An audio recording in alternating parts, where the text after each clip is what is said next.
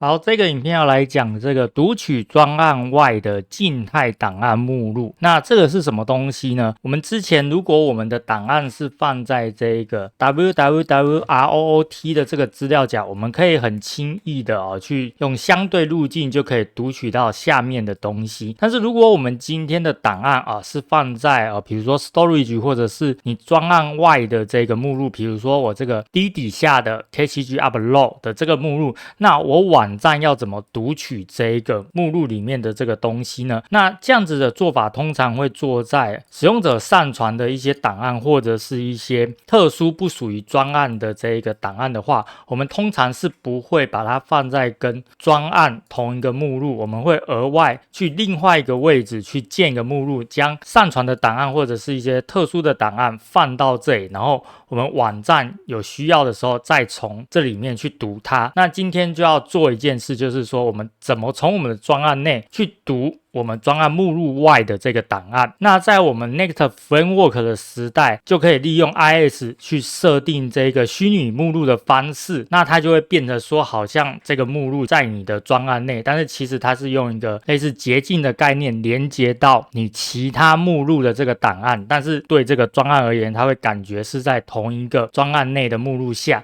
但是到了我们今天 Netcode 的时代已经不能在 IIS 上面设定虚拟目录达到这个目的，所以它有提供另外的方式可以去达到相同的这一个作用。好，那所以说今天就要来教一下怎么样去做。那我在这个 News2 的这一个页面，我有写好了一个上传档案的功能，就在这里。那这边简单来看一下，简单来说，我就是将档案传到这个 D 底下的 KCG upload， 然后的 News2 的资料夹，然后这边我是简单的把这个上传的档名取得跟 News ID 是一样的，最后我就把这个上传的档案给复制到这个 KCG upload 的资料夹。那这个功能就是做在这里，我会上传图片，然后我会想要把这个图片秀在这个上面。好，那先来上传一张图片，好，我这边上传这个图片，然后上传上去，应该就会到我的这一个 KCG upload 的这个资料夹，有没有看到？已经先上传上去了，代表这个功能是 OK 的。那上传上去之后，我现在就要从这个专案要去读这个 KCG upload News2 的这一张图片。那要怎么去读呢？我们这边的话，首先就要到这一个 Program 这一边来做一个设定。那这个设定就来找一个好位置放。那我们可以放在这个下面。好，那这两个看起来是一样的东西。那先来顺便讲一下，这个是什么东西呢？当如果没有这个宣告的时候，没有这个设定的时候，这一个 www.root 的这个资料夹是没有办法作用的。也就是说，你读网站的相对路径，这些都会读不到。当你有做这个设定，它才启用。那里面什么值都没有的状况下，就是启用这个静态目录。那我们今天要去连接到我们 D 底下的 upload， 要怎么去做设定呢？第一个这个值这边都是固定的写法，然后里面这里就是写你要读的那个位置，通常就会比如说我们 D 底下的 KCG upload 就会这样子写。好，那通常我们就这种类似这种路径或者是一些参数的东西，有可能会去修改的，我们就不会写在这里，我们会写在这个档里面。所以说我们这边就来写个参数，写在这个里面。好，那这个是上线区。那其实我们现在是在开发区，所以其实我们应该是要写在这里的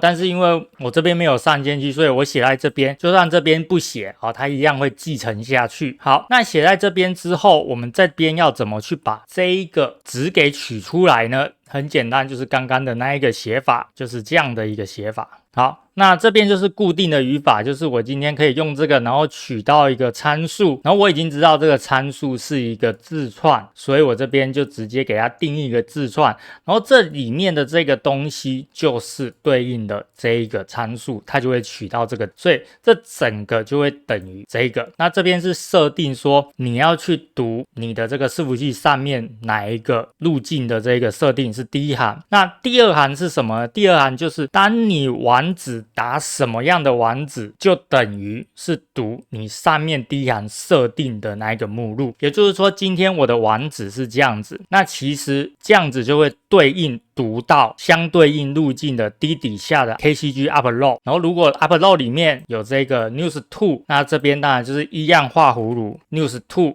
就会读到相对应的路径。好，那简单来说，要读专案外的这个目录，就是靠这样的设定就可以完成了。那我们这边设定完了之后，我们当然要去改一下我的这一张图片，这里的图片的这个网址目录，那我们就来改一下。那目录就改成这个样子 ，KCG upload， 然后 news2， 然后是这个 news ID， 因为我把这个图片的名称取名跟这个 news ID 是一样的。好，那这样子的话，我们就来看看能不能抓到这个图片。好，有没有看到这边图片刚刚上传的图片已经抓到了，那我们再来上传另外一张两个人的这一张，有没有看到都抓到了，然后再来上传这一张汽车的。好，有没有看到？那代表说今天抓得到这个路径，就是这个路径，就代表说我们的相关设定是正确的设定上去了，所以这个路径相对而言就是抓我们的低底下的 upload news2， 然后这一张图片的路径。好，那现在功能已经完成了，我们还有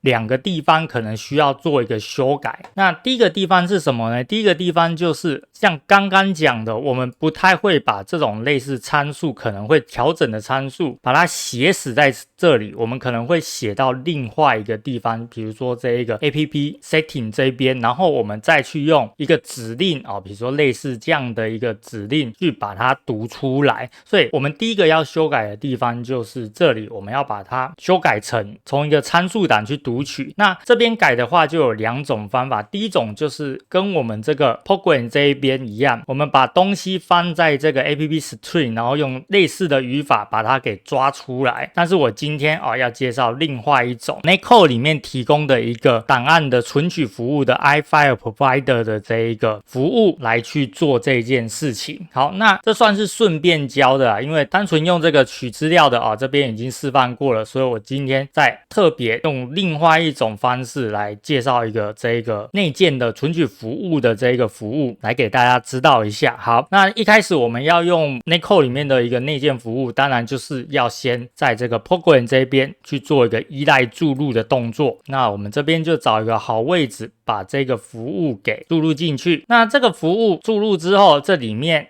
要给它一些参数。那我这边的参数是给什么呢？我就是给这一个跟下面这个是一样的，我就去取这个 app string 里面的这一个路径。那我就会设定说我这一个存取服务的一个指定目录就是低底下的 KCG upload。好，那这样指定的设定了之后，我就要在 news2 这边来取得刚刚我们注入的这一个服务这边已经都帮我打好了，但是这边没帮我打好。好，那这个取得服务我们已经取过很多次了，就是都这样写。那接着的话，我们就可以在下面这边透过这一个服务来取得当初我们在这个 program 这边设定好的位置，那就是这样子。好，那这一行就可以不要了。那这个是什么意思呢？它有提供得到这个设定好的这个目录，那设定好的目录就是这个低底下的 KCG upload， 然后里面的 news2 资料夹，然后最后我去把那个完整的路径给取出来，所以这个路径就会是低底下的 KCG upload底下的 news2。 好，所以最后我这边就是把它上传到对应的位置，那就完成了这一次的修改。那或许会有人觉得说